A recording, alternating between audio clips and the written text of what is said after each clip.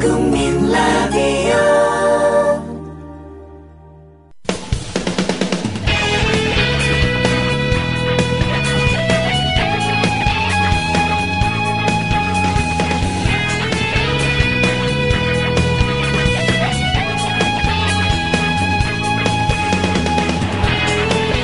다른 사람들과 이야기를 나누거나 그들의 생각을 읽는 것이 좋은 것은요, 어느새 교만해진 자신을 겸손하게 만들어주기 때문이기도 합니다.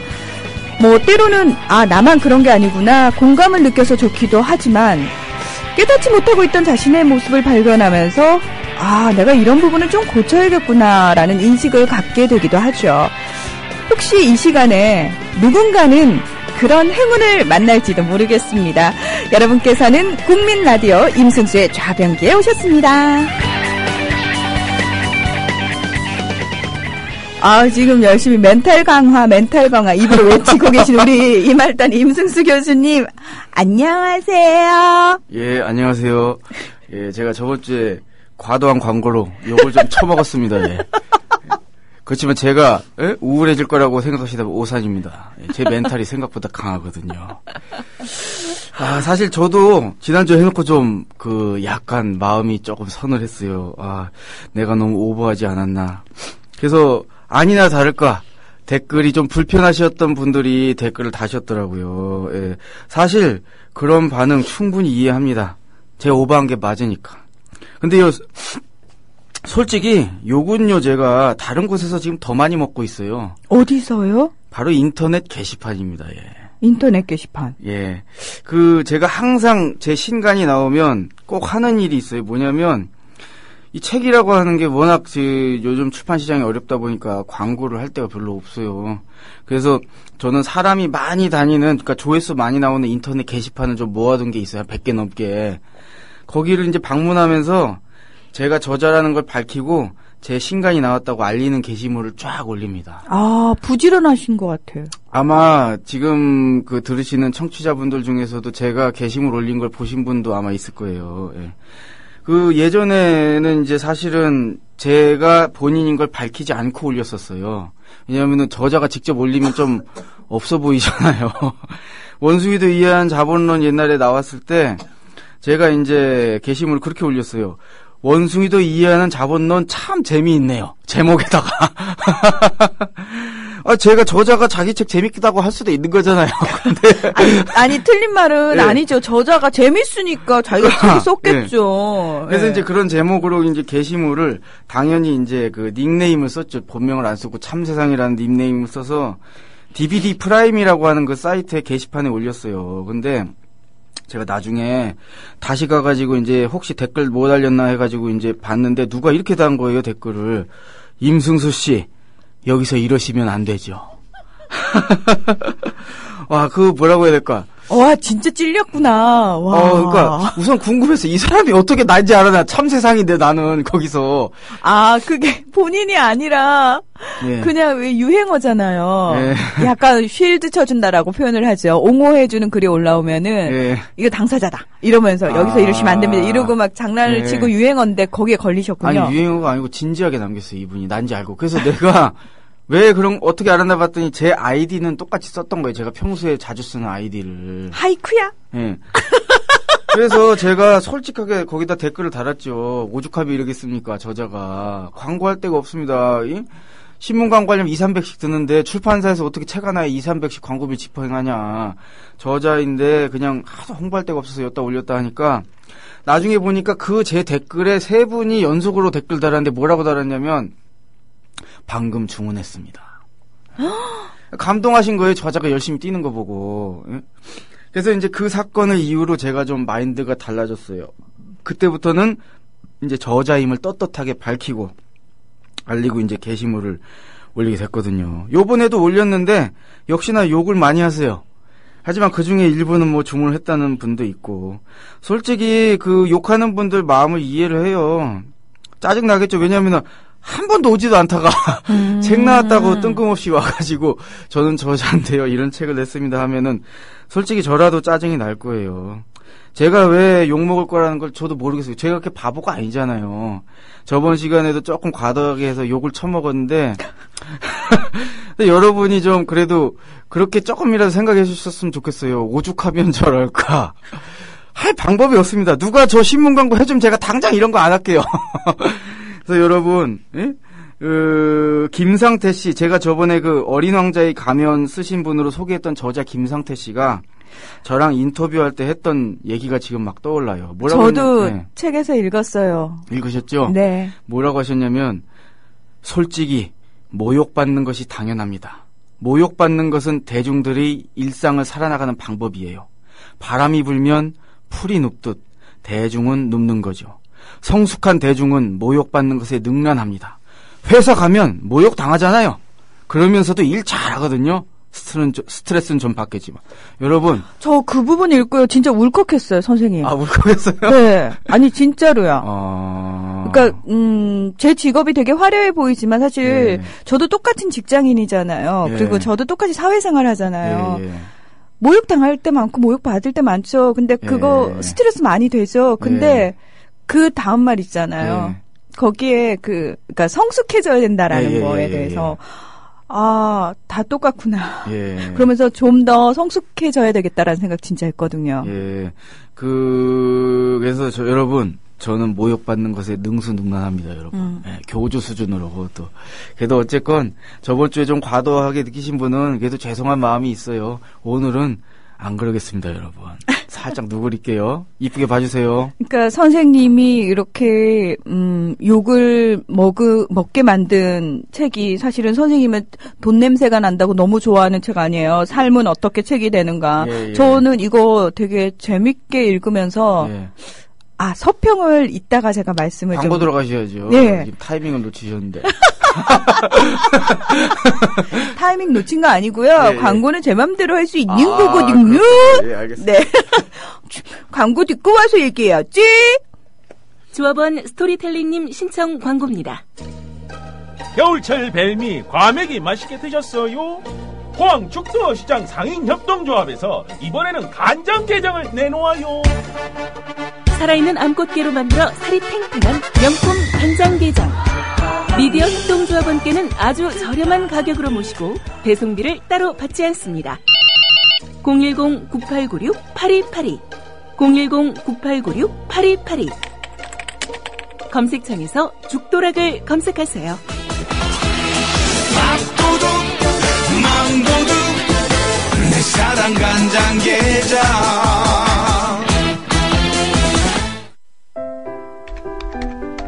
형, 목소리 어디서 알아봐야 돼? 아, 이노피스몰. 프린터, 잉크랑 토너, 사무용품은? 거기 이노피스몰. 이걸 다 싸게 대여하고 살 수 있는 것도? 그래, 이노피스몰. 당신과 기업의 혁신 OA 파트너. 검색창에 이노피스몰을 쳐보세요.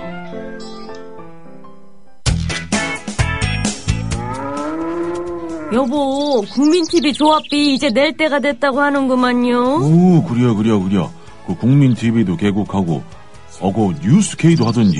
달달이 11,000원 내는 거 맞죠? 11,000원만 내지 말고 좀 더 혀. 이 새싹이 돋아날 때는 물을 충분히 줘야 하는겨. 아이, 근데 인터넷으로 하려니까 보통 어려워서 원.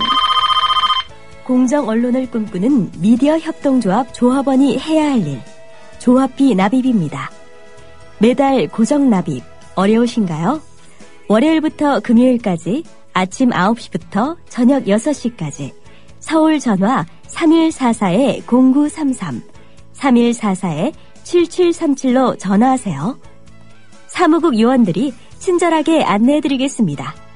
서울 전화 3144-0933 또는 3144-7737 여기는 진짜 언론, 미디어 협동조합입니다.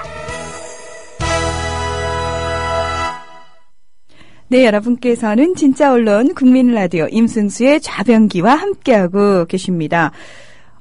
제가 그 오프닝에서 한 얘기가 사실 선생님 책을 읽으면서 느낀 바였어요. 그러니까 저도 책을 하도 쓰라고 주변에서 난리를 쳐서 마음의 결정을 못 내리고 있었는데 어느새 조금씩 준비를 하고는 있거든요. 근데 제가 그 겸손해진 부분이 뭐냐면은 누구나 그렇잖아요. 왜 자기 일을 할 때 저 역시도 방송을 그냥 설렁설렁 쉽게 하는 것처럼 보이지만 굉장히 많은 준비를 하고 사실은 이게 쉽게 할 수 있는 건 아니잖아요. 그럼요. 아유, 제가 직접 EBS에서 4번하고 잘려보니까 이게 보통 일이 아니더라고요, 이게. 근데 어느새 사람들은요, 자기 일에 매몰돼서 살다 보면 마치 나만이 그렇게 프로인 양 또는 나만이 그렇게 열심히 준비해서 하는 양 그런 생각을 은연중에 하고 있는 거예요. 근데 책 한 권을 만들기 위해서 정말 저자들이 이렇게까지 노력을 하고 편집자가 이런 고생을 하고 출판사가 이런 과정을 거치는구나를 보면서 제가 되게 함부로 책 할인 많이 하는데 막 가격 비교해가지고 들어가서 사는 게 되게 미안하다는 생각이 든 거예요. 그리고 마음이 계속 왔다 갔다 하는 거예요. 쓰지 말까? 난 못 쓰겠는데? 아니야, 그래도 좀 써볼까? 책을 읽어가면서 계속 마음이 그렇게 변화되는 거예요. 예, 좀 더 구체적으로 알게 되니까 아무래도 더 많은 고민이 드시겠죠. 정말, 근데 실질적인 고민을 하게 되는 거죠. 내가 쓰고자 하는 게 뭐고, 중요한 건 내가 뭘 얘기하고 싶은 거 하며, 그 다음에 읽을 사람들을 과연 내가 구체적으로 생각하고 있는지, 그들은 뭘 읽고 싶어 하는지에 대해서 고민을 하게 되는 거죠. 내가 쓰고 싶은 것보다는. 마침 딱 좋은 얘기를 멘트를 주셨는데 왜냐하면 오늘 사실 할 이 책 쓰기 강의 2회차가 자신의 책을 기획하는 방법에 대한 얘기를 하려고 하는 거거든요. 문희정 아나운서께서도 아마 지금 구체적으로 기획을 내가 쓸 책을 어떻게 기획을 들어가야 될지 이런 고민이 많이 있으실 것 같은데 책을 기획을 하는 것에 있어서 우선 구체적인 얘기를 하기 전에 제 책 삶은 어떻게 책이 되는가의 인터뷰 한 꼭지가 있는데 한빛비즈 출판사의 권미경 편집자와 이렇게 대화를 나눈 그 인터뷰 내용인데요. 네. 그거를 제가 일부 읽어드릴게요. 이 권미경 편집자는 여자분입니다. 저는 남자지만. 요즘 제일 많이 들어오는 투고 원고가 뭐냐면 나는 이렇게 회사를 때려치우고 나왔다. 내가 회사라는 것에 대해서 얘기해주겠다. 이런 류의 것이에요. 일종의 처세술 자기개발서인데요. 예전에는 직장이 안정돼 있었잖아요. 회사를 나온다는 것은 굉장히 무모한 짓이었죠. 그런데 지금은 대기업을 뛰쳐나오는 사람들도 되게 많아요. 나는 회사 때려치우고 세계 일주를 갔다. 이런 원고도 많이 들어와요. 이런 원고 대부분은 책이 되지 못해요. 내용이 다 비슷비슷하거든요. 그런 쪽으로는 이미 출간된 책들도 많고요. 이렇게 비슷비슷한 원고를 주시는 분들의 가장 큰 공통점이 뭐냐면 별로 자기 점검을 안 하세요. 이 책은 나니까 쓸 수 있는 거야. 이런 책은 없을 거야. 라고 생각하시는데 조금만 도서 검색을 해보면 비슷한 콘셉트의 책을 쉽게 찾을 수 있고 그에 대한 독자들의 서평과 반응도 나오거든요. 그런데 이런 상황을 잘 모르시고 이 원고는 정말 놀라운 책이 될 거다. 파란을 일으킬 거다. 새로운 트렌드가 될 것이다. 라고 생각하는 분들이 정말 많으세요. 자신을 객관화시키지 못하는 거죠. 그러니까 정말 그런 분들이 많아요. 이렇게 여행을 갔다 와서 책을 쓰면 여행사의 베스트셀러가 될 거라고 생각을 하시고 자기 얘기는 누구나 다 궁금해할 것 같고 그런데 이런 투고 원고 대부분이 사실은 책이 되지 못합니다. 그러면은 도대체 어떤 것이 내가 가진 어떤 것이 책이라는 형식으로 바뀔 수 있을까? 우선 이제 책이라고 하는 걸 가만히 들여다보면 세상 천지엔 참 다양한 책이 있어요. 예를 들어서 얼마 전에 나온 책인데 연필깎기의 정석이라는 책이 있는데요. 이게 뉴욕의 만화가이자 연필깎기의 장인이라고 불리는 데이비드 리스라는 사람이 쓴 책인데 이 책 보면요. 정말 문자 그대로 연필 깎는 법을 알려주고 있어요. 책 표지 중앙에는 이제 장인의 혼이 담긴 연필깎기의 이론과 실제라는 부제가 떡하니 달려있고 차례를 보면 주머니 칼로 깎기, 외날 휴대용 연필깎이로 깎기, 이중날 회전식 연필깎이로 깎기 이런 식으로 막 목차가 계속 있어요. 이런 것도 책이 되는 반면에 또 어떤 책이 있냐면 사가와 이세이라고 하는 일본 사람이 쓴 책인데요. 제목이 악의 고백입니다. 이 책이 뭐냐? 이 저자인 일본 사람인 사가와 이세이가 1981년 6월 11일에 프랑스 파리에서 이 사람이 이제 파리에 유학 가고 있었거든요. 파리에서 같은 대학의 유학생 친구였던 네덜란드인 여학생을 살해하고 나서 그 사체의 일부를 먹은 혐의로 체포가 됐습니다. 그럼 이 사람이 쓴 악의 고백은 뭐냐? 이 자신이 저지른 이 엄청난 일을 소설 형식의 수기로 써내려간 책이에요. 이렇게 가만히 보고 있으면 정말 이 세상에는 모든 것이 다 책의 소재가 될 만하다고 할 수 있죠. 실제 인터넷 서점 가서 보면 이 도서 분야에서 진짜 다양한 인간과 관련된 거의 모든 것이 이제 책이 되고 있는데, 이런 상황에서 도대체 그러면 나의 아무 곳이나 책이 될 수 있는 것이냐 고민이 많이 되실 겁니다. 제가 오늘 3가지를 얘기할 겁니다. 첫 번째로 책이 되기 위해서는 너무나 당연한 얘기인데요. 자기만의 콘텐츠가 있어야 됩니다. 자기만의 콘텐츠. 이것은 아마 제 책 차베스 미국과 맞짱 뜨다라는 책을 예로 들면 가장 적절할 것 같은데요. 실제로 그 차베스 얘기를 한 편이, 그 방송편들이 다운로드 수가 계속해서 늘고 있을 정도로 그러니까 인기가 정말 많거든요. 예전 건데도 아직도 꾸준히 늘고 있다는 얘기군요. 그리고 되게 좋아하세요. 왜냐하면 그 차베스 이야기는 다른 어떤 정치평론가들도 건드릴 수 없는 임승수 선생님만의 콘텐츠거든요. 그렇죠. 예. 네. 근데 왜 책은 정체가 됐죠? 어느 순간부터 차베스 미국과 맞짱뜨다? 그때 재고 털고. 예, 재고 털고 정체됐어요.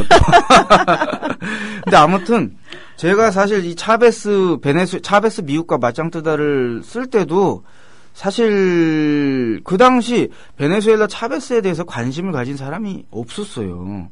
제가 이제 혼자서 우연히 신문이나 이 외신 연합뉴스 같은 거를 국제면을 챙겨보다가 조금씩 단신으로 이제 베네수엘라 소식이 나오는 걸 접했는데 뭔가 진보적인 변화가 있는 것 같은 느낌을 받은 거예요. 그래서 주변에 무슨 연구한 사람이 있나 싶어서 뭐 책이나 아니면 자료 같은 거 찾아봤는데 아무도 없어요. 그래서 처음에 제가 했던 것은 국내에 자료가 없으니까 그나마 그 연합뉴스, 뭐 문희정 아나운서께서는 뭐 MBC에 계셨으니까 잘 아시겠지만 연합뉴스 같은 건 통신사로서 진짜 전 세계 모든 소식이 올라오잖아요. 그렇죠. 그래서 당시 연합뉴스 사이트에서 연합뉴스의 모든 그런 단신 포함한 소식들 1990년부터 현재까지를 검색할 수 있는 그런 기능이 지금은 이제 비공개로 돈 받고 팔지만 당시에는 공개였었거든요. 거기다가 이제 베네수엘라라든지 차베스라는 키워드로 기사를 검색해서 엄청나게 기사가 쏟아졌는데 그걸 제가 지금으로선 도저히 이해할 수 없는 수준의 의지력을 동원해가지고 정말 다 읽었어요. 당시는 제가 직장 다니고 있을 텐데 몰래. 예?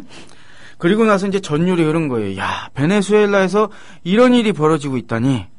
그래가지고 주변 사람들한테 이거 같이 좀 연구 좀 해보자 하는데 다들 관심이 없는 거예요. 왜 지구 반대편에 뭐 중남미 무슨 나라를 연구하냐. 서유럽도 있고 무슨 뭐 이런 데 많은데. 그래가지고 제가 하도 답답해서 인터넷으로 이제 홍보를 해가지고 베네수엘라 혁명 연구 모임이라고 하는 모임을 급조한 겁니다. 인터넷으로 사람을 모집해서 제가 가지고 있는 자료를 제보내가지고 2주에 한 번씩 모임을 하면서 이제 그 책을 내게 됐는데 아시다시피 이제 또 반복한다고 해서 싫어하실 것 같아서 이 책이 잘 됐어요. 예? 사실 저는요, 제 특성이 어떠냐면 저는 개인적으로 유행이란 것에 둔감해요. 최근에 무슨 진보 진영에서 슬라보의 지젝이라는 사람이 되게 유명하잖아요. 사람들 책을 많이 읽고 슬로베니아의 철학자인데 대통령 후보로도 나갔었고. 근데 전 솔직히 이 지젝이라는 사람한테 관심이 없어요. 예? 그리고 무슨 프랑스 철학자들 또 있잖아요. 유명, 뭐 이렇게 발음할 때 혀가 꼬이는 사람들. 예? 그런 사람들도 이렇게 지식인들 사이에서 많이 읽는 것 같은데, 저는 솔직히 그런 사람들한테 관심이 없어요. 물론 이게 자랑할 만한 일은 아니죠. 그런데 솔직히 부끄러워할 일도 아니잖아요. 예? 내가 뭔가 관심을 가질 만한 계기가 있었다면 모르겠지만, 유행한다는 이유만으로 저는 뭐 억지로 책을 찾아 읽는다든지 하지 않거든요. 그런데, 제 이런 성향이 책을 쓰는 사람으로서 큰 장점이 된다는 것을 깨닫게 된 계기가 있었어요.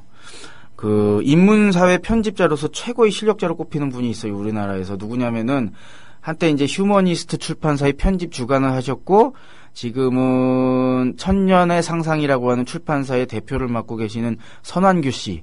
이분이 이제 굉장히 유명한 편집자인데, 이분이 저를 좀 좋게 봐주셔서 한번 만나뵌 적이 있었는데요. 이분이 이제 제 이런 성향을 말씀드렸어요. 이분한테 이제 술 한잔하고, 이제 그때 제가 삼겹살 사드렸거든요. 잘 보여야 되니까. 예? 우리 짠돌이 임승수 선생님. 네, 제가 삼겹살 샀어요. 예? 제가 무희정 아나운서한테도 한 번도 안 샀잖아요. 예? 저한테는 요플레. 요플레, 그렇지. 네. 10,000원짜리 하나 사드렸구나, 제가. 유기농. 네, 유기농 10,000원짜리 요구르트 사드렸는데, 아무튼 이분이 제 얘기를 딱 들으시더니, 뭐라고 얘기하시냐면은, 아직도 제가 기억이 나는데, 유행 따라 흘러다니며 그저 남이 무슨 얘기를 하는지 꽁무니만 쫓으면 그런 사람 주위에는 사람이 모이지 않아요. 하지만 승수 씨처럼 유행에 상관없이 누가 뭐라 하든지 자기 관심사를 가지고 얘기하는 사람은 결국 그 주위에 사람이 모입니다. 이런 얘기를 하시더라고요. 그래서 이제 그러니까 자기만의 컨텐츠가 있어야 된다는 얘기는 결국 이런 거예요. 남들이 아무 관심이 없을 때 지구 반대편 베네수엘라 우고 차베스 대통령한테 팍 꽂힌다거나 누가 미친놈 취급하면서 쳐다보던 개의치 않고 연필깎이의 달인이 되거나 응? 뭐 이런 식으로 남이 남의 눈치를 보지 않고 자기만의 세계에 확 빠져들어서 깊이 있게 파고드는 사람들이 책을 쓰게 되는 경우가 많더라고요. 그렇다고 여러분 인육을 먹으면 안 됩니다. 이번 사람처럼. 그리고 첫 번째가 이렇게 자기만의 컨텐츠가 있어야 된다라는 게 중요하면은 두 번째는 솔직히 자기만의 컨텐츠만 가지고 얘기하기에는 예를 들어서 여행. 다들 여행 많이 가서 여행서 많이 내잖아요. 그리고 예를 들어서 뭐 소설을 쓰는 사람도 많고 겹치는 분야가 없을 수가 없잖아요. 사람이 관심 가진 분야가 뭐 연애서를 내는 사람도 많고 이러니까. 그렇게 이렇게 이미 잘 알려진 주제를 다룬다 하더라도 여기서 뭐가 필요한 거냐? 자기만의 관점과 시각이 있어야 됩니다. 이건 제가 예전에 글쓰기 강연을 할 때 굉장히 많이 강조했던 거 혹시 기억하시죠? 예? 관점에서 개성이 나온다 뭐 이런 말씀 드렸는데 네. 이것은 자신만의 컨텐츠를 만들어낼 때도 해당되는 얘기예요. 예를 들어서 2009년에 이제 저와 이유리 씨, 이 공주님이죠, 이분도. 예? 문희정 아나운서처럼. 이 문희정 아나운서처럼 공주님인 이유리 씨. 저랑 이유리 씨 둘이서 썼던 세상을 바꾼 예술 작품들이라는 책이 있습니다. 이 책이 예술 작품을 이제 소재로 다뤘는데, 솔직히, 저나 이유리 씨나 뭐 예술 작품에 대한 어떤 전문성으로 치자면 예술에 대한 전문성으로 치자면 저희는 전공도 안 했고 어떻게 보면 애호가 수준이잖아요. 저희보다 훨씬 뛰어난 지식을 가진 분들이 전공자들이 세고 셌단 말이에요. 그런데 어떻게 저희가 예술에 대한 책을 낼 수 있게 됐느냐? 무엇이 우리가 책을 낼 수 있게 만들었냐면 바로 관점입니다. 저희는 일반 사람들이 아니면 전공자들이 주로 예술 작품이라고 하는 것을 유미주의적 관점, 아름다움 아니면은 그 예술적 양식이라든지 그런 관점에서 볼 때 저와 이유리 씨는 이제 사학 전공자로서 저는 사회과학 저자로서 예술 작품을 세상을 바꿨다라고 하는 그 특정한 관점과 시각에서 본 거예요. 그러면은 어떻습니까? 예술 작품을 그 시각에서 본다라고 하면은 예술 작품이라는 걸 매개로 해서 그 작품이 탄생된 어떤 역사적 배경이나 그 배우에 있는 이야기들 이런 것을 우리가 풀어내지 않겠어요? 근데 일반적으로 예술 작품을 얘기하는 분들은 주로 그런 얘기보다는 예술적 양식미라든지 어떤 그 예술성 그런 얘기를 많이 하실 거란 말이에요. 저희가 그냥 애호가 수준임에도 물론 애호가 중에서는 좀 굉장히 하이 레벨의 애호가라고 할 수 있을지 모르겠지만. 본인 입으로 스스로. 그럼요. 네. 저는 로우 레벨은 아닙니다. 근데 어쨌건, 그런 저희가 애호가임에도 그런 책을 쓸 수 있었던 것은 저희만의 예술작품을 보는 관점과 시각이 있었기 때문에 우리의 고민과 지식이 책으로 바뀔 수 있었던 거예요. 예를 들어서 제가 쓴 글쓰기 클리닉이라고 하는 그 글쓰기 책도 마찬가지예요.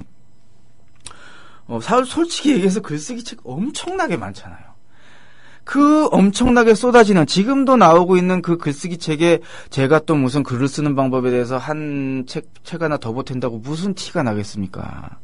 하지만 제가 쓴 글쓰기 클리닉이 기존의 글쓰기 책과 다른 특징이 있다라고 하면은 제가 글씨 공학도 출신이라는 점이거든요.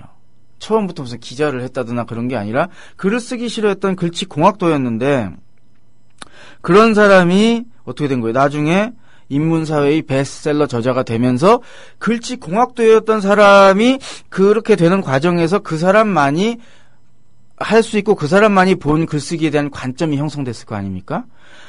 저만이 가진 그런 관점을 가지고 풀어냈기 때문에 어떻게 되는 거예요? 똑같은 글쓰기를 주제로 한 책이더라도 저만의 개성이 담기고 게다가 국민 라디오 청취자분들이 또 많이 사랑해 주셔서 네. 아이들 교육에도 굉장히 좋았다라고 얘기해 주시고요. 아, 그런가요? 예. 저 그 얘기 못 봤는데. 아, 요즘 왜 아이들 논술 강사들한테 많이 지도를 받게 만들잖아요. 왜냐하면 예. 글쓰기가 굉장히 중요해졌기 그렇죠. 때문에. 예. 근데 그 사실 저도 논술 강사를 해봤었거든요. 별걸 다 하시네요. 보험도 해보시고 아나운서도 해보시고. 강남에서 했었는데 예. 아이들에게 논술, 그러니까 예. 글을 쓰는 걸 가르치기 위해서 가장 중요한 거는 생각하는 법을 먼저 가르쳐야 맞아요. 되거든요. 예, 그게 근데 핵심이에요. 생각하는 법이라는 게 딴 게 아니라 네 또래들이 할 수 있는 그 평범한 생각을 해서는 안 된다. 예. 너는 어떻게 다르게 생각하는지에 대해서 가르치기 시작했거든요. 아. 근데 최근 들어서는 그게 더 강화가 됐더라고요. 아이들 사이에서, 그러니까 엄마들 사이에서. 근데 예. 선생님의 글쓰기 관련해서 방송을 그런 아이들한테 들려주면 아이들이 굉장히 도움을 많이 받는 거죠. 실제 솔직히 저도 그 방송하고 나서 어떤 학원에서 강의를 하시는 분인 것 같던데 저한테 메일을 보내셨어요. 그래가지고 제 그 글쓰기 방송을 너무 많이 들어서 환청이 들릴 정도로 환청이 들린다고 그러시더라고. 꿈에도 제가 말하는 게 나온대요.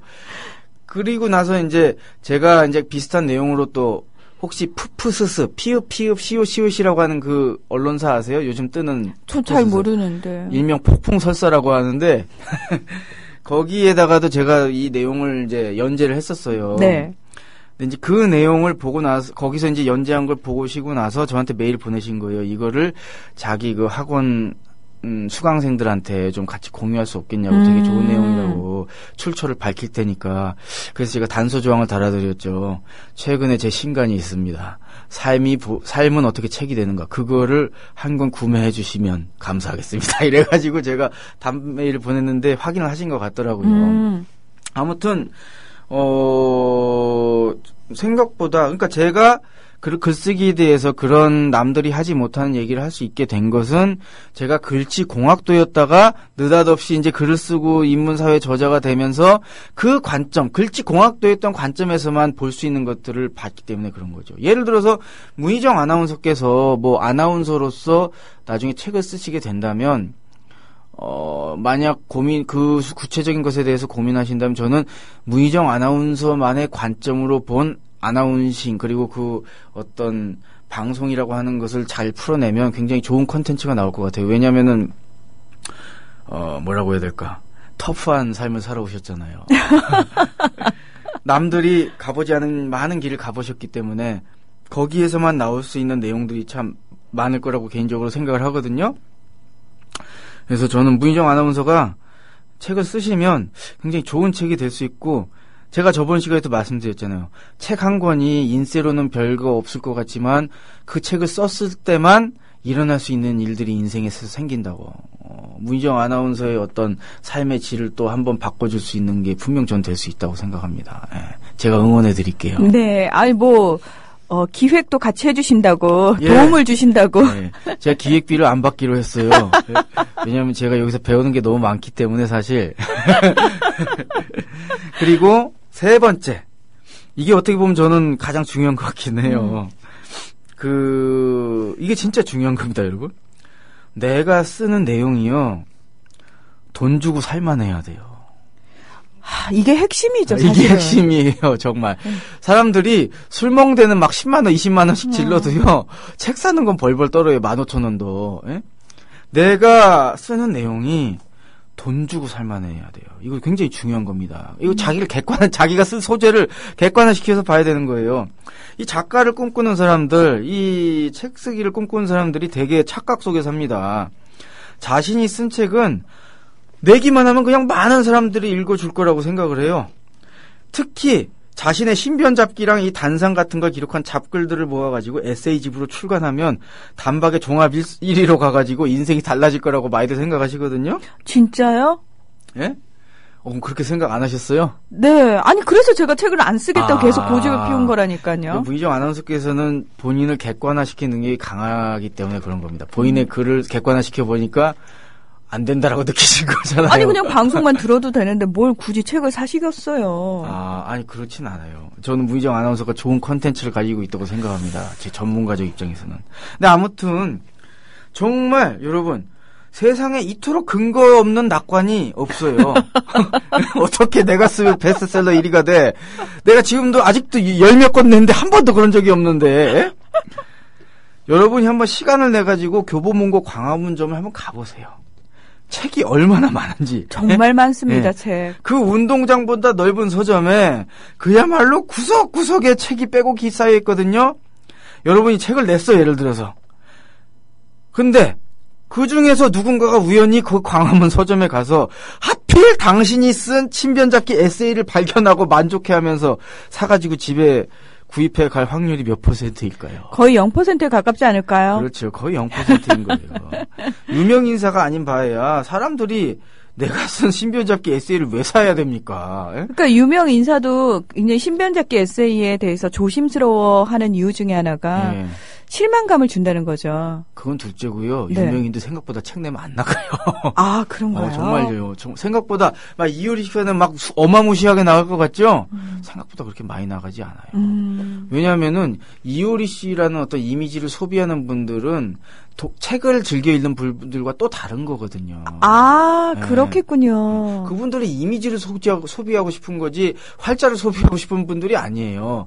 이효리 씨 얼굴을 보면 되지 내가 왜 활자를 봐야 되느냐. 물론 이효리 씨는 요즘 그 굉장히 다른 라이프 스타일을 사시고 굉장히 의미 있는 시도를 하시던데 어쨌든 간에 유명 연예인조차도 생각보다 책이 그렇게 많이 나가지 않는 겁니다. 근데 왜 내 걸 사요, 사람들이, 그죠? 가만히 보면, 이제 제가 낸 책들도 그렇고, 누군가가 돈을 내고 책을 살 때는요, 이유가 있어요.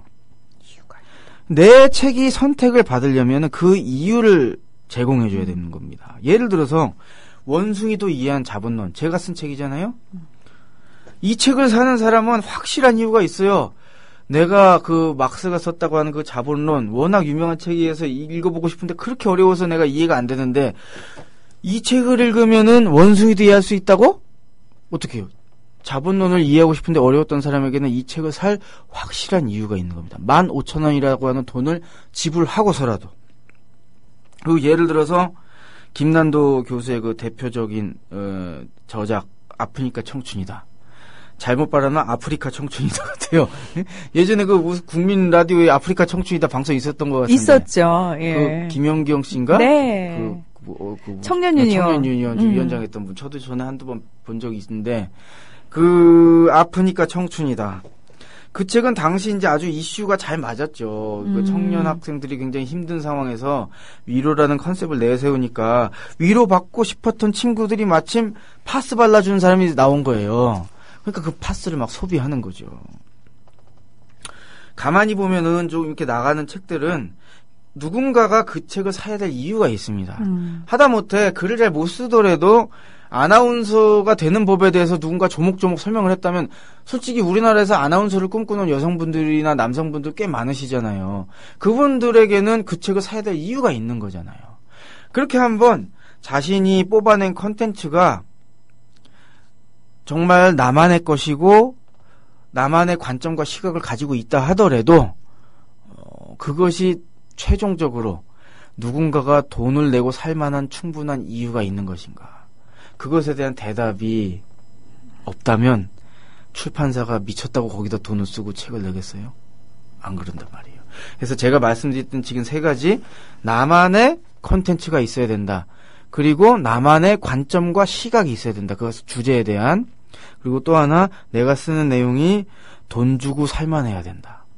이 자본주의 너무 자본주의적인 얘기라서 근데 우리 사회 시스템이 지금 자본주의로 돌아가고 있잖아요. 그래서 이런 어떤 명확한 것을 이 기준을 가지고 여러분이 가진 그 다양한 컨텐츠들 중에서 이 기준에 잘 맞는 것을 뽑아낸다면 그것은 뭐가 될 수 있다? 책이 될 수 있는 겁니다. 예. 사실 문희정 아나운서 지금 다 알고 계시잖아요. 그 제 책을 다 읽은 거 제가 알고 있습니다. 맞죠? 다 기억나시죠? 지금 제가 했던 얘기들. 네, 다 기억나고, 근데 이제 네. 다시 한번 그 책으로 또 읽었을 때와 예. 선생님 말씀하시는 걸 또 듣는 거, 예. 그 차이도 약간 있고요. 그 다음에 다시 되새김질을 하는 거죠. 선생님 말씀을 들으면서 예. 또 제 생각을 정리를 하고 있는 아. 거고, 네. 책 읽으면서 뭐 음성 지원 된다는 말씀을 저한테 문자로 주셨는데 진짜 그런가요? 네. 환청이 들리시던가요? 선생님이 그냥 옆에서 얘기를 하고 있는 것 같아요. 마치 아. 저는 선생님과 방송으로 먼저 만나서 그런지 네. 이게 익숙하잖아요. 그렇죠. 그래서 음성으로 들리시는 거예요, 제 활자가. 그래서 재밌어요. 아, 지금 방송하고 있는 느낌이 들고. 아, 예. 그러니까 요 느낌을 제가 예전에 예. 이 작가 책을 읽을 때 느꼈었거든요. 이 작가도 이동욱 씨, 예, 방송으로 먼저 만나고 나서 책을 나중에 읽었는데 네. 그 책을 읽는데 자꾸 이 작가가 옆에서 말을 하는 느낌이어서. 예. 그러면 제가 이제 부희정 아나운서께서 쓰신 책을 사서 읽는다면, 응? 저도 또 그렇게. 그렇겠죠. 음성 지원이 되겠군요. 네, 제가 마치 마이크에 대고 방송을 하는 그런 느낌이시겠죠. 언제 쓰실 거예요? 너무 바쁘시죠? 방송이 쩔어 사셔가지고 참 책을 쓸 기회가 많지 않으신데. 그러니까 예, 바빠서라고 지금까지는 핑계를 댔는데요. 사실 교주님 책 읽고 나서 정확한 이유를 알게 됐죠. 그만큼 제가 하고 싶은 얘기가 절박하지 않구나가 이유겠죠. 정말 하고 싶은 얘기가 목 끝까지 차오르면 네. 잠자는 시간을 줄여서라도 차 마시는 시간을 줄여서라도 쓰겠죠. 제가 코칭을 좀 해드리겠습니다. 아니, 지금 코치를 못 만나서 그래요. 앞에 최고의 코치가 있는데. 아니, 저는 사실은 그 네. 책을 왜 처음 생각을 하게 됐냐면, 네. 주변에서 하도 대학교 때부터 책을 쓰라는 분들이 많았어요. 아, 교수님들부터 그래요? 시작해서. 그 문희정 아나운서께 그런 제안을 하세요. 네. 그러니까 다수의 불특정 대상으로 한 얘기가 아니라 콕 집어서 문희정 아나운서한테 그 얘기를 했다고요? 예, 교수님들이 그 말씀을 많이 하셔서 그냥 예 이러고 넘어갔고 어린 나이기 때문에. 원래부터 잘 쓰셨다고 하니 저는 그냥 하신 얘기인 줄 알았더니 진짠가 봐요, 그게. 아, 그리고 뭐 그 직장생활 하면서도 많은 얘기를 들었지만 아니 근데 그거에 대해서 즉각적으로 반응한다는 게 좀 웃기잖아요. 네. 그냥 그 예의상 한 말일 수도 있으니까. 그래서 그냥 말았거든요. 근데 그 제일 친한 친구들이 사실 너는 좀 책을 썼으면 좋겠다라고 얘기를 해서 그마저도 무시하고 있었는데 사실 국민 라디오에서 방송을 하면서 전영관 선생님 시인이시거든요. 선생님이 제일 많이 얘기를 했어요. 직접적으로 책을 써라. 아깝다라고 얘기를 하셨는데 그래서 그것도 미루고 있었는데 지금 임승 선생님을 또 만난 거예요. 게다가 책까지 읽으셨잖아요, 이번에는. 네. 책 쓰기 책까지. 그러니까 마치 자꾸 책을 써야 하는 쪽으로 지금 이렇게 환경이 조성돼 가고 있는 것 같아서. 제가 공짜로 컨설팅까지 해드린다니까요. 그러니까 저는 지금 뭐지 이거 진짜 써야 되나 이러고 있는 거예요. 쓰면은 정말 놀라운 일이 일어날 수 있습니다. 그건 제가 장담해 드릴 수 있어요. 왜냐면은 저는 책이 아니었다면 제가 이 국민 라디오에서 수많은 분들한테 제 목소리를 전해드릴 기회도 없었을 거예요. 그렇죠. 그러니까 여러분이 임 교주님을 만나게 된 행운도 교주님이 책을 쓰셨기 때문입니다. 예. 이렇게 해서 자신이 가진 것 중에 뭔가 책이 될 만한 거리를 발견해서 쉽게 얘기하면 주제와 컨셉을 잡으신 거죠. 그걸 발견하셨다면. 네. 그러면 이제 그 다음에 해야 될 것은 뭐냐? 목차를 짜는 겁니다. 꼭 그런 분들이 있어요. 소재를 잡았으면 느닷없이 머릿말부터 쓰는 분들. 그리고 머리만만 읽어보면 그 인류 역사에 남을 역작이 지금 시작되고 있어요. 저 되게 부끄러웠어요. 왜냐하면 선생님 내 머릿속 읽으셨나 보다. 아 머리말부터 쓰고 있었어요? 그러니까 예전에 진짜 구체적으로 책 써볼까라고 생각했을 때 저도 그런 어리석음을 범하고 있었죠. 그게 뭐냐면 그 집을 짓는데 그 설계도도 없이 벽돌부터 쌓고 공구리 치고 있는 거예요. 딱부터 갈고. 어이가 없는 거잖아요. 그죠? 예, 제가 그렇게 어이없는 짓을 했답니다. 예. 그 원고지 천장이라고 제가 전에도 긴 글쓰기에서 잠깐 언급했던 것 같은데 책이라고 하는 것은 이제 원고지 천장이다. 그때도 그런 말씀을 드렸어요. 이 원고지 천장이라고 하는 거대한 걸쭉물을 짓기 위해서는 이 설계도가 필요한데 바로 그 설계도가 목차거든요. 네. 그래서 예를 들어서 차베스 미국과 맞짱 뜨다라는 책을 쓴다. 그러면 느닷없이 차베스 얘기부터 막 쓰는 게 아니라 이때 태어났지 이렇게 쓰는 게 아니라 이 차베스라는 사람을 주제로 해서 어떤 식의 흐름을 가지고 이 사람의 그 내용을 가진 내용을 풀어낼까라고 흐름을 잡아서 예를 들어서 이 사람이 살아온 순으로 하는 게 맞겠다 싶으면 태어난 것부터 해서 이렇게 목차를 크게 정리를 해본다든지 이런 식으로 설계도를 짜는 게 중요해요. 예를 들어서 원숭이도 의한 자본론을 쓴다라고 하면은 이건 좀 간단할 수 있겠죠. 왜냐하면은 자본론을 쉽게 풀어 전달해 주는 거니까 기본적으로 자본론이 가진 내용을 쭉 나열한 다음에 그걸 적절하게 안배해가지고 이제 나열하면 되는 거잖아요. 그렇죠. 그리고 예를 들어서 세상을 바꾼 예술 작품들이란 책을 쓴다라고 하면은 세상을 바꿀 만한 뒷얘기가 있었던 그런 예술 작품들 목록을 뽑아서 목록을 쫙 뽑는 그게 목차가 되는 거죠. 그렇게 목차를 짜놓으면 좋은 게 예를 들어서 내가 목차가 원숭이도 의한 자본론 목차를 짜보니까 15강이 나왔다. 그러니까 15개의 강좌니까 15개의 목차가 나온 거죠. 그러면 이제 분량을 대충 가늠할 수 있는 거예요. 하나의 목차당. 원고지 1000장 정도의 책을 만든다면은 1000을 15로 나누면 대략적으로 이제 원고지 67매가 나오는 거거든요. 그러면 내가 한 강당 원고지 67매를 쓰면 되는구나라고 적절하게 이렇게 길이까지 안배를 하게 될 수 있는 거죠. 그래서 이제 저는 이렇게 인문사회과학 책을 쭉 쓰면서 나름 굉장히 이 목차를 짜는 데 대해서 좀 익숙해졌고, 난 이 정도면 꽤 기획도 되는 모든 걸 갖춘 저자야. 좀 이렇게 자신감을 넘어서 약간 오만하기까지 할 정도로, 자신감에 차 있었는데, 제가 가졌던 그런 기획과 목차를 짜는 것에 대한 그 자신감이 한꺼번에 허물어지고, 완전 저의 부족함을 깨닫게 된 그런 어떤 경험이 있었어요. 그게 언제였냐면, 제가 이제 2011년에 위즈덤 하우스 출판사랑 함께 출간한 청춘에게 딴짓을 권한다라는 책. 이 책을 쓰면서 제가 정말 많이 배웠어요, 사실은. 예.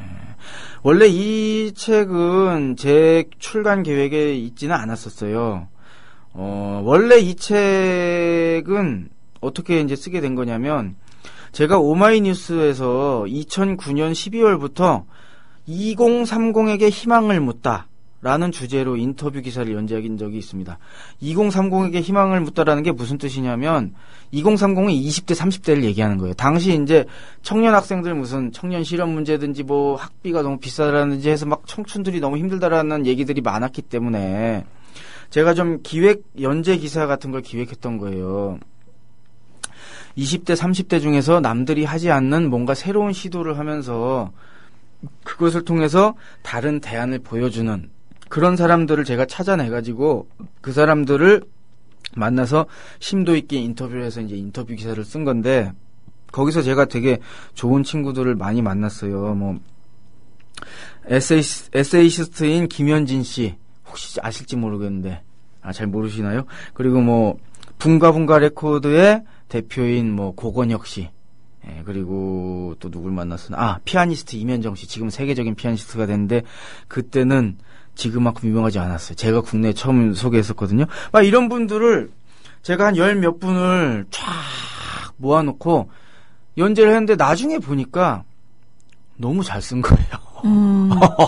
본인 스스로 보기에도. 네, 이게 화폐로 바꿔야 될 것 같은 정도로 너무 잘 쓴 거예요. 이걸 가만히 냅둬 돈을 벌어야 쓰거든 거 이런 생각이 들 정도로 잘 써서 이게 좀 아깝다. 그런데 저는 주로 그 당시까지 이제 인문사회 책을 많이 썼잖아요. 근데 이 사람들의 면면이 인문사회 책으로는 꿰어지지가 않는 사람들인 거예요. 약간 자기개발이나 실용 쪽에 가깝다는 느낌? 그래서 이것은 내가 기존에 하던 출판사가 아니라 자기소개서나 실용서를 잘 만드는 출판사 쪽을 좀 알아봐서 내가 그쪽은 잘 모르니까 같이 작업을 하면 좋겠다 싶어서 제가 막 무작정 이제 몇몇 출판사한테 책을 다 쓰지도 않고 이 인터뷰 원고만 가지고 막 제안을 한 거예요. 내가 이런 인터뷰 기사를 썼는데 이걸 가지고 한번 같이 기획을 잡아서 좀 진보적인 자기계발서 한번 만들어보고 싶다. 뭐 이런 얘기를 했더니 마침 위즈덤 하우스 분들 중에 굉장히 진보적인 진보적인 의식을 가진 어떤 편집자 분들이 계셨는데 이분들이 우리도 이게 좀 형용 모순일 수도 있을 것 같아요. 진보적 자기계발서. 하지만 저는 진짜 해보고 싶었어요. 그래서 그분들이랑 짝짝꿍 해가지고 이제 그분들이 이제 제 원고 인터뷰 줬다. 그런데 인터뷰만으로는 책이 될 수가 없으니까 이걸 소재로 해가지고 임승수 작가님께서 한번 목차를 짜와 보시라. 당연히 이제 설계도부터 만들어 봐야 되니까. 근데 이제 저는 고민을 하다가 이게 잘 안 나오더라고요. 이 인터뷰를 어떻게 무슨 컨셉으로 잡아야 되는지 어떻게 해야 될지. 그러다가 이제 생각해낸 게 키워드가 이제 다른 희망이라는 키워드가 딱 떠오른 거예요. 그래 이 친구들은 남들이 꿈꾸는 뻔한 그런 규격품 같은 그런 어떤 미래를 꿈꾸는 게 아니라 다른 뭔가 미래, 다른 희망을 꿈꾸니까 이 책의 컨셉을 다른 희망으로 잡자. 그리고 나서 이제 목차를 세 개의 어떤 구체적인 목차는 제가 지금 말씀드릴 수가 없습니다. 왜냐? 쪽팔리기 때문에. 왜냐면 그거 뺀찌를 먹은 거거든요, 거기서. 책에는 있습니다. 네. 크게 세 개로 나눴어요. 일부가 뭐냐면은 다른 희망의 발견이었어요. 왜냐면 제 생각에는 뭔가 다른 희망을 발견하는 과정을 보여주는 것도 좋겠다 싶어서. 그리고 2부가 뭐였냐면 다른 희망의 실천, 발견하면 실천한다. 그 다음 3부는 다른 희망이 다른 세상을 만든다. 희망을 가지고 뭐 이런 식으로. 아, 책에도 여기까지만 나와 있는데. 그죠. 왜냐면은 더 자세히 있으면 저에게 가진 모든 이 좋은 이미지가 무너지기 때문에 제가 여기까지만 썼어요. 그래서 나름 내 생각에는 그래 다른 희망을 발견하고 실천하고 그걸 통해 세상을 바꾸고 뭔가 이 왁구가 맞다 흐름이 맞다 이렇게 생각을 그럴싸하잖아요 생각보다. 저희가 만약에 선생님의 어떤 책을 읽지 않았거나 계속 글쓰기라든 책쓰기에 대한 방송을 듣지 않았다면 괜찮은데? 그렇게 라는 생각을 하겠죠. 네. 그런데 그 달코 다른 편집자들은 콧방귀를 꼈습니다. 그때 이제 그 위즈덤 하우스 편집자 분께서 저한테 보낸 메일을 제가 읽을 겁니다. 네. 안녕하세요. 위즈덤 하우스 아무개입니다. 올 여름은 아기 때문에 휴가나 여행은 잠시 미루셨겠어요. 그래도 이쁜 아기 보면 더위가 문제겠어요? 부러워요, 선생님. 이렇게 뭐라고 그러니까 편집자분들이 잘하는 게 이 저자 저자 뭘 맞춘다고 해야 되나? 비위 맞추는 걸. 그걸 잘해야 돼요. 아니, 접대용 멘트를 상당히 잘하시네요. 그러니까. 이분이 또 아리따운 여자분이거든요. 그래서 제가 이렇게 저를 비위 맞추니까 뿅 갔죠. 그래요, 제가. 그 선생님도 근데 메일 보낼 때 그렇게 잘하시잖아요. 저요? 네. 제가 이런 분들한테 배웠다는 거 아닙니까? 서비스 정신을. 저는 의외로 잘할 것 같은데 안 하잖아요. 도도하시잖아요. 중전이 오련하겠어. 근데 아무튼 부러워요 선생님. 그다음에 도서관에 가셔서 기획을 하셨다는 문자에 저도 의욕 충전해서 이리저리 주신 기획안을 가지고 구상해 보았습니다. 편집장님과 제가 나눈 얘기들을 정리하자면 첫 번째 주제. 선생님이 보내주신 다른 희망의 발견과 실천이라는 주제는 참 좋습니다. 다만 저희는 이 책의 타겟이 되는 20대, 30대들에게 다른 희망이 중요하다는 것을 이야기해주는 방식보다는 역으로 생각해서 20대, 30대의 고민과 생각들을 그리고 짚어보아야 될 문제들을 이야기하면서, 그러니까 20대, 30대가 관심 있는 주제들을 먼저 얘기하면서 그 속에서 자연스럽게 다른 희망들을 발견하고 실천하는 방식을 자연스럽게 드러내면 어떨까 싶습니다. 이런 얘기를 쫙 쓴 거예요. 그러니까 제가 거기서 뭔가 충격을 받았어요. 발상의 전환이라고 해야 될까? 저는 목차를 짜면서 제가 하고 싶은 얘기에만 매몰이 돼가지고 그냥 나의 사고를 그대로 써놓은 건데 이분들은 바라보는 관점 자체가 다른 거예요. 누구의 관점에서 보고 있냐? 책을 읽을 구체적인 독자의 눈으로 보고 있더라고요. 그래서 제가 이 얘기를 듣고 나서 부끄러웠어요. 그래서 딱 그러는 거예요. 선생님, 20대, 30대가 뭘 좋아할까요? 그래서 제가 생각해보니까 연애? 일? 인간관계? 뭐 이런 게 아닐까요? 했더니 선생님 그러면요. 그런 걸로 목차를 짜셔야죠. 딱 그러는 거예요. 제가 그때 정말 충격받았어요. 이분 그래서 괜히 자기계발서나 이 그 실용서에서 편집자의 입김이 세다는 게 괜히 그런 게 아니구나. 이분들은 정말 전문가구나. 그렇게 해가지고 제가 목차를 싹 바꿨어요. 프롤로그로 이제 딱 한 게 인생의 내비게이션을 업데이트하라. 프롤로그도 멋있죠. 그리고 나서 1장, 전체 6장으로 이루어졌는데 1장은 꿈에 대한 거예요. 그래서 이제 꿈에 대한 걸 하면서 적절하게 인터뷰랑 제 글을 배치하고 이제 그래서 이제 꿈 부제는 대한민국에서 행복할 수 있을까? 2장은 배움, 3장은 관계, 4장은 시간, 왜 열심히 살아도 가난한가? 그리고 5장은 희망의 조건, 6장은 미래 이래가지고 이 젊은이들이 청춘의 시절에 고민이 될 만한 키워드 6개를 가지고 저의 그 인터뷰 글이랑 추가로 제가 쓴 에세이 글을 쫙 배치했는데 제가 정말 많이 배웠습니다, 그때. 관점 자체가 전환이 됐어요. 그게 이제 제가 이런 책을 쓰면서 이런 어떤 훈련이 되다 보니까 방송을 할 때도 그게 많이 도움이 되는 거예요. 왜냐하면 나는 내가 하고 싶은 얘기를 하는 게 아니라 청취자들이 듣고 싶은 얘기, 청취자가 어떤 고민이 있을까를 고민하면서 얘기해야 되는구나. 이런 것을 좀 더 염두에 두고 방송을 하게 되죠. 물론 그래도 저번 주처럼 광고를 과도하게 하다가 욕도 좀 처먹지만 어쨌건 그래도 나름 노력을 하고 있습니다. 예. 그래서 굉장히 저에게는 그 경험이 충격적이었어요. 그래서 목차를 짤 때조차 독자를 염두에 두고 독자들이 관심 가지는 키워드를 중심으로 해서 문구도 카피 뽑듯이 잘 뽑아야 되는구나. 그런 거를 깨달았죠. 예. 대학교 다닐 때요. 예. 심리학 시간에 예. 저를 충격에 빠뜨린 그 내용이 있었는데 뭐였냐면 반영적 경청이라는 기법이었어요. 반영한다. 네. 반영적 경청. 예. 그게 뭐냐면은 어린아이가 병원에 가면 울잖아요. 예. 그러면 엄마들은 보통 어떻게 달래요? 울지 마! 시끄러워! 울지 마. 사람 있잖아! 선생님 뭐라고 그래! 제가 그러는데. 뭐 이러잖아요. 예. 근데 그때는 그렇게 얘기를 하는 게 아니죠. 아이의 입장에서 너 병원에 와서 아픈 주사를 맞을까봐 겁이 나서 우는구나 라고 콕 찍어서 아이의 마음을 얘기를 해준다는 거죠. 그럼 아이가 울던 아이가 자기 마음을 얘기해주니까 울음을 그치고 그렇다라고 얘기를 하잖아요. 그러면 엄마가 설명을 해주는 거죠. 주사를 안 맞을 거면 근데 어떡하지? 이번에는 주사를 맞지 않을 건데? 라는 식으로. 그때 저는 되게 충격이었어요. 이미 듣고 있을 사람, 그러니까 상대방의 마음을 읽어서 혹시 이거야? 라고 꺼내서 딱 확인시켜 주는 거죠. 그게 얼마만큼 상대방을 배려하는지에 대한 수업을 듣고 나서 제가 그 말이 뇌리에 탁 박히더라고요. 그게 무희정 아나운서께서 방송하시는 그 방송들의 청취율이 높은 이유였거든요. 아, 그런가요? 예. 예. 객관화시켜서 방송. 우리 둘 다 병원 가야 돼요, 지금.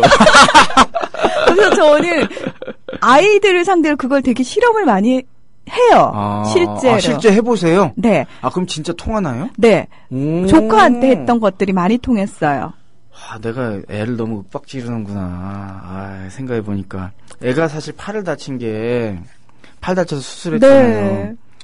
그러니까, 피아노 위에 무슨 열쇠고리 자기가 좋아하는 게 있었던 거예요. 그러니까 그걸 꺼내려고 올라갔는데, 내가 이제 집에 방에서 작업을 하다 나가는데 날 보니까 아빠한테 혼나겠다 싶으니까 당황해서 빨리 내려오다가 떨어졌거든요. 사실 처음에는 뭐 저도 당황스럽고 화도 나고 뭐 겁도 나고 막 애가 다치고 떨어져서 막 계속 울고 팔이 탱탱 부으니까 근데 나중에 그 상황을 복기해 보니까 내가 평소에 아이가 뭐 위험한 행동을 하거나 뭐 이럴 때 오히려 차분하게 얘기를 해줬어야 되는데 그게 당장 좀 막아야 된다는 생각만 강해가지고 너무 윽박지르듯이 얘기하다 보니까 이런 안 좋은 역효과로 이게 되는구나. 내가 근데 말씀하신 그 반영적 뭐요? 경청이요. 경청 말씀을 들으니까 오히려 진짜 그런 생각이 더 나네요. 제가 저희 조카가 지금 중학교 3학년인데 축구 선수예요. 남자아이인데 저희 언니가 성격이 급해서 소리부터 지르고 보는데 네. 제가 마침 백수일 때 아이가 태어났거든요. 그래서 시간이 많다 보니까 서너 살 때부터 제가 이 아이를 붙잡고 눈을 맞추고 말을 하기 시작하는 거예요. 그러면은 주변에서는 그러죠. 걔가 뭘 알아듣는다고 너는 그러고 있냐. 답답하다라고 얘기를 하지만 저는 그 아이를 딱 붙잡고 이모 눈 봐야지. 예. 그리고 너 지금 이거 때문에 이렇구나. 라고 얘기를 하기 시작한 거예요. 근데 희한한 게 뭐냐면 그 아이가 그 내용은 기억하지 못해도 그 아이 속에 저는 제가 방송국 이모인데 예. 방송국 이모는 항상 자기에게 그렇게 논리적으로 차근차근 설명해주는 사람. 그러니까 엄마와 의견이 충돌했을 때 얘기한다는 거죠. 엄마, 이거 방송국 이모한테 그럼 같이 물어보자. 그러니까 저는 그게 되게 놀라웠어요. 아이한테 그렇게 각인이 돼 있구나. 예. 네. 제가 마지막에 광고는 하고 끝내야 됩니다. 시간이 그래도 조금 남아서 다행이네요. 네. 여러분, 예스24에 가시면, 제 책, 삶은 어떻게 책이 되는가에 지금 이벤트를 하고 있어요. 뭐냐면, 7월 15일과 7월 22일 날, 홍대 모 카페에서 소수정예 만남을 합니다. 책을 사신 분들의 한정해서. 그래서 예스24에서 이벤트를 보시고, 응모를 하시면, 그리고 살짝쿵 저한테 게시판이나 이런데 저 응모했어요라고 남겨주시면 제가 한번 그분을 콕 집어서 카페로 모실 수 있도록 노력을 해보겠습니다. 최대한. 또 임교주님을 아련할 수 있는 기회인가요? 네. 대신 책을 사셔야 됩니다.